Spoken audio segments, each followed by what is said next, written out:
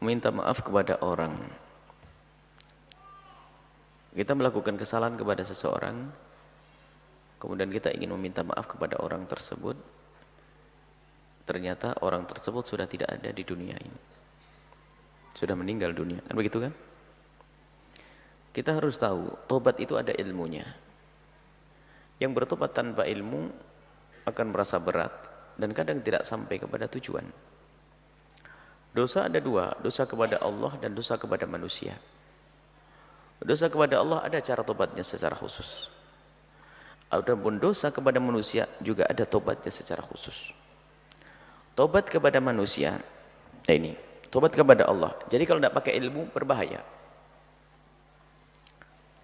Tobat kepada manusia ini dilihat. Kalau kita melakukan kesalahan kepada manusia, perlu dilihat dulu kesalahannya seperti apa.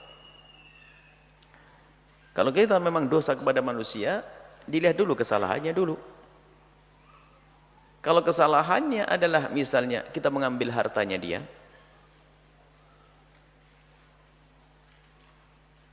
kita harus lihat, dia tahu tidak kalau kita mengambil hartanya. Makanya kesalahannya tadi dia mau disebutkan. Atau kita menggunjing dia, atau kita merebut waris, naudzubillah. Ini semua hanya contoh saja. Jadi jelas dulu kesalahannya seperti apa. Sebab kalau tobat tanpa ilmu nggak masuk, nggak diterima oleh Allah. Harus ada ilmunya. Jadi pertama kesalahan kita apa dulu? Tadi tidak menyebutkan kesalahannya, tidak disebutkan. Kesalahannya apa misalnya? Anggap saja kita ngambil duitnya dia. Lah kalau mengambil duitnya dia, cara bertobatnya adalah kita harus mengembalikan uang tersebut kepada yang bersangkutan. Kita harus mengembalikan uang tersebut kepada yang bersangkutan, atau meminta maaf, minta ridho dari yang bersangkutan. Dan mengembalikannya pun ternyata kita perlu lihat, dia itu tahu tidak kalau duitnya lagi diambil. Berbeda-beda. Kalau dia tahu duitnya lagi diambil, maka tahu yang mengambil, misalnya si A telah mengambil uangnya si B. Maka si A tadi kalau mau tobat hendaknya terang-terangan datang ke rumah si B, mohon maaf, duit yang pernah aku ambil dulu ini saya kembalikan. Karena si B tahu bahwasanya duitnya diambil oleh si A. Tapi kalau ternyata yang punya uang itu tidak tahu siapa yang mengambil, maka cara bertobatnya pun tidak harus ngomong. Cukup yang penting uang tersebut dikirim, apakah melalui rekeningnya atau dikembalikan ke petinya, bagaimana.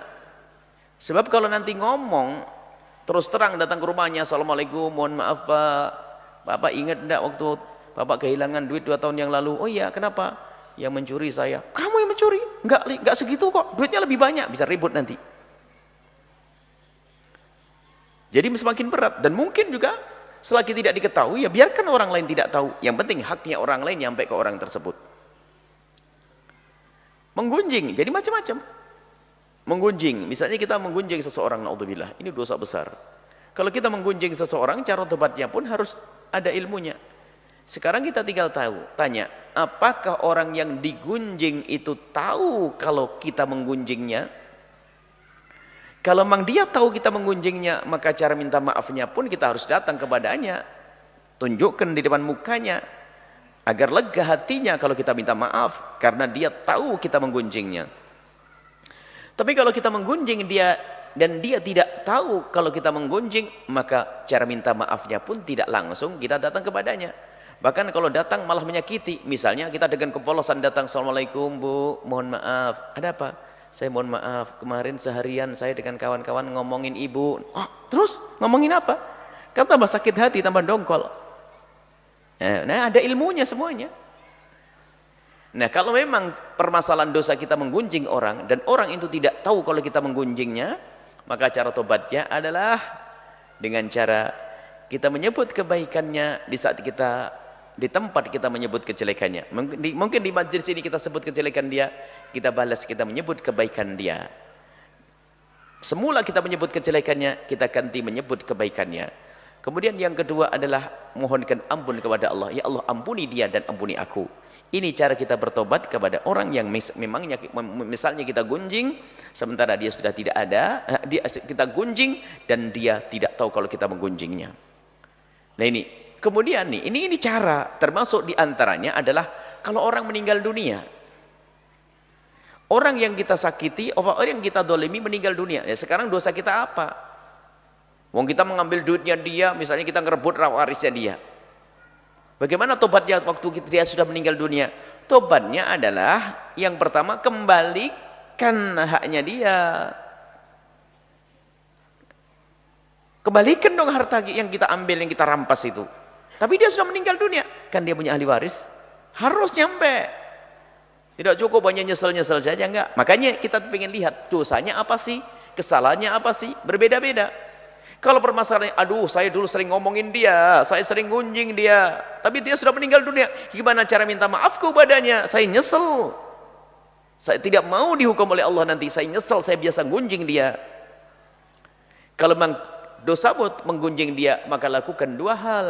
Yang pertama, sebut kebaikan dia sesering mungkin. Yang kedua adalah mintakan ampun kepada Allah, selesai. Itu menjadi sebab Allah mengampuni dosamu karena dosamu menggunjing dia. Tapi kalau kita mengambil duitnya dia, nggak memilih haknya dia, ya kita kembalikan, harus dong, wajib kita mengembalikan. Jadi dilihat dong, jadi tetap ada. Intinya bahwa selalu ada cara untuk kita meminta maaf kepada orang yang kita dolimi, yang kita sakiti. Bahkan jika seandainya orang tersebut, orang yang kita dolimi, yang kita sakiti, lalu kau menutup pintu maaf, maka tetap ada cara meminta maaf di hadapan Allah Subhanahu wa taala. Tidak boleh ada menyerah. Intinya ya, kita harus ada niat. Misalnya dia menutup, demi Allah saya tidak akan maafkan, demi Allah saya tidak, 1000 sumpah. Tidak boleh putus asa. Kan kita rindu untuk dimaafkan. Dia marah betul karena kesalahan kita teramat besar di hadapannya, sehingga dia pakai sumpah untuk tidak memaafkan kita.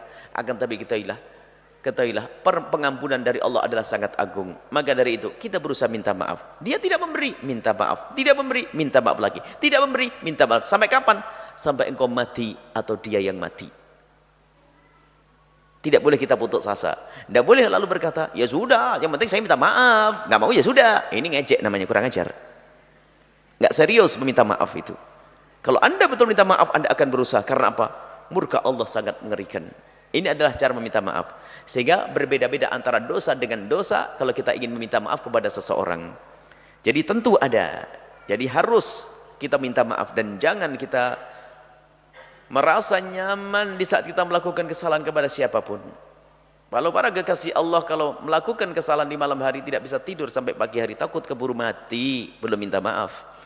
Kadang kita punya dosa dengan si A, si B, si C, si D, ternyata kita nyenyak tidur, naudzubillah. Jangan-jangan itu adalah karena memang golongan ahli neraka, tidak pernah takut neraka Allah, sehingga dia nyaman saja biarpun harus masuk neraka. Intinya harus kita berusaha untuk minta maaf. Jadi seperti itu. Kalau orang yang sudah meninggal dunia, tetap ada cara untuk minta maaf. Jika itu harta, kembalikan kepada ahli warisnya. Kalau ternyata ahli warisnya sudah nggak ada, ini duitnya saya mau kembalikan, saya pernah mencuri 5 juta miliknya orang itu, ini duitnya bagaimana ini? Ada caranya. Caranya apa? Ahli warisnya tidak ada, orangnya sudah mati. Maka caranya adalah dengan dua cara. Satu, sedekahkan ke apa saja, niatkan untuk dia. Karena mau dikembalikan ahli waris, warisnya sudah nggak ada. Mau dikembalikan kepada orangnya, orangnya sudah mati. Sudah, saya berikan ke masjid saja deh, saya niatkan untuk Pak itu yang sudah saya dolimi. Cuman kalau seperti ini nanti kalau tiba-tiba orangnya hidup lagi, nggak mungkin kan? Atau ponakannya anaknya datang, kita wajib ganti. Kalau tidak, Anda dapat pahala, dia dapat pahala. Ini.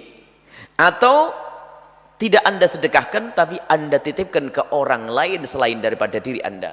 Misalnya apa? Aduh, saya pernah mengambil duitnya orang itu 3 juta. Alhamdulillah sekarang sudah punya duit saya akan bayar ini. Cuman orangnya sudah mati, bagaimana caranya? Yang jelas, yang penting, jangan sampai uang itu ada di bawah rengkuan Anda. keluarkan dari tanganmu, langsung serahkan pada fulan. Fulan, tolong ini amanat buatmu. Amanat apa? Ini aku dulu pernah, cuman jangan ngomong mencuri. Ini adalah duitnya Pak ini, sudah meninggal dunia, tolong pegang ya, ini amanat ya, tolong sampaikan nanti kalau ketemu keluarganya, nanti sampaikan kepada yang bersangkutan ya. Saya tidak mau, saya takut dosa. Yang penting lepas dari tangan kita. Itu sudah aman. Tapi kalau sudah di tangan kita, keburu kita mati, akhirnya diwaris oleh anak-anak kita juga.